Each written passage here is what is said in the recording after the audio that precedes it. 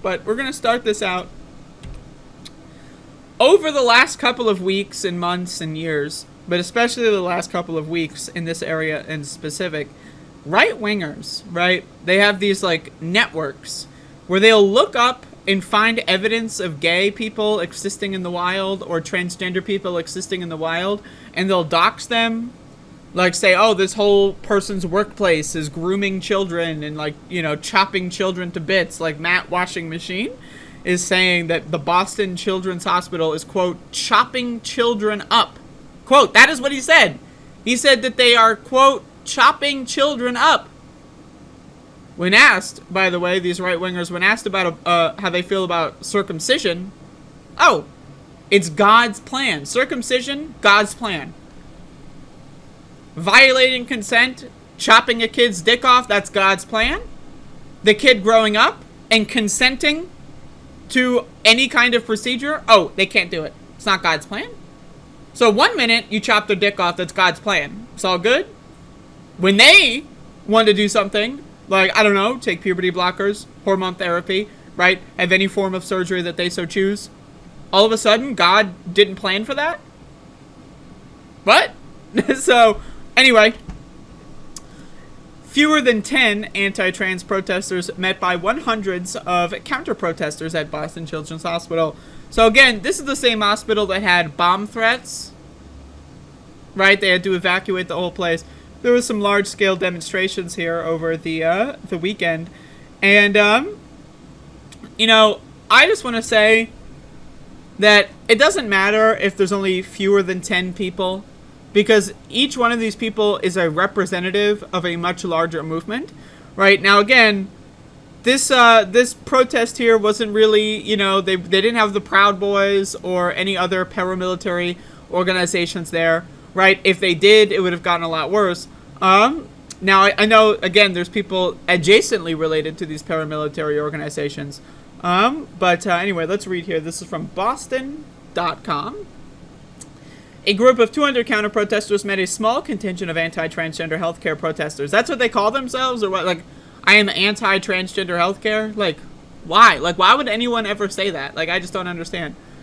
Outside of Boston Children's Hospital Sunday morning, the Boston Globe reported the 8 or 9 anti-transgender protesters were continuing a far-right campaign against the hospital for its pediatric and adolescent gender-affirming healthcare program, which treats minors dealing with conditions such as gender dysphoria. Counter-protesters arrived at the Longwood Avenue entrance at the hospital around 9 a.m. Sunday, while protesters arrived 11 a.m. The Globe reported both disbanded around 2 p.m. In pictures from the protest, demonstrators can be seen wearing black and holding signs that say things such as children cannot consent to puberty blockers, no child is born in the wrong body, and gender clinics harm children. So, like, a bunch of, like, really bizarre-ass, like, trading card, like, fucking shit going on. Like, they're all, like, they all look the same.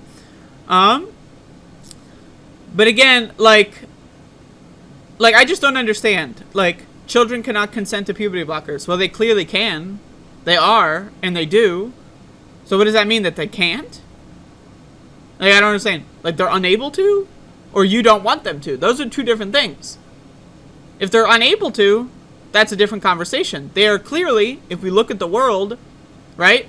Look at medical science, right? Ask transgender people. It's very clear that they are capable and able of consenting to this. So that just leaves one option. You just don't want them to.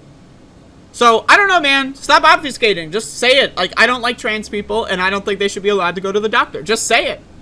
I mean, they're pretty much getting very close to that. No child is born in the wrong body? Like, I don't even know. Like, that's like the I'm born in the wrong body thing is like some weird, like, cisgender explanation of trans people from, like, 30 or 40 years ago. I don't think anyone says that anymore. At least I hope not. But anyway, so that one is just hilarious. What else is there? Gender ideology does not belong in schools. My friend, you're at a hospital. Like, what? We're talking about schools now? You're at a hospital? What does that mean? And first, gender ideology? What does that mean? If you ask these people to define gender ideology, I'm going to play a video. I always come to this video. Where is it? I always come to this video. This one's a classic. All right. So this is a clip from The Good Liars, and they asked someone in I think it was the 2021 Virginia gubernatorial election about critical race theory. So I want to play this for you. Like, okay, now again, critical race theory, gender ideology, like just substitute. I gotta play this clip. Most important issue in the governor's race here in Virginia. Getting back to the basics of teaching children, not teaching them critical race theory. And what is critical race theory? Well, I'm not going to get into the specifics of it because I don't understand it that much, but it's something that what little bit that I know I don't care for. And what have you heard that you don't? Well, that you don't like? I'm not going to, I don't have that much knowledge on it, but It's something that I don't care for. So anyway, that's pretty much every Republican. That is pretty much every Republican. Substitute critical race theory with gender ideology. That's it. They don't know. They have no idea. Like, okay, gender ideology does not belong in school. Okay. Do you want to go to the school board with that message? And if they do, right, do you want to like talk about any example of gender ideology being taught? No, because there aren't any. And then also, what even is gender ideology? What does that mean? Gender ideology? Is Romeo and Juliet gender ideology? There's pretty strict fucking gender roles in Romeo and Juliet. That sounds like some ideologue like fucking wrote that shit. I don't know. Gender ideology. What the fuck does that mean? What the fuck does that mean? Like, I'm serious. Like, but these people are fucking ridiculous. They're just fucking ridiculous. I hate this thing where they'd have these smug smiles on. Like, I hate that shit. But anyway, people showed up to protest against them, which is great.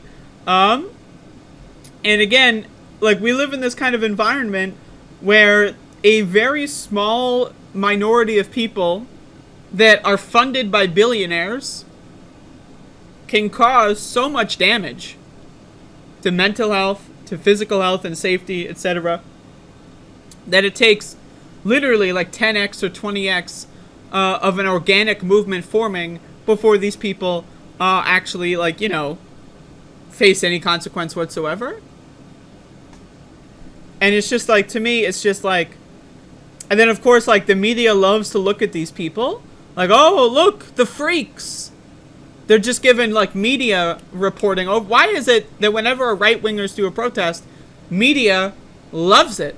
Right-wingers did a protest. It's in every outlet. Everyone's talking about it. Right-wingers are protesting, right? When left-wingers do a protest, right, for something like, I don't know, like maybe the Dakota Access Pipeline stuff, was that in the media to this kind of a, like, degree? I don't think so. Right, when left-wingers do a protest over police brutality, is that in the media? You know, not really. You have to have, like, a giant story before people start reporting on it. You have to have a giant story that's already in the media. Then maybe you can piggyback off of it. Maybe you'll get one or two pieces. Right-wingers, they do, like, something like this, and they're in every outlet. Everyone's talking about them. So, I don't know. It's a little weird on that one. I think it has something to do with the fact that billionaires fund both these groups and the newspapers.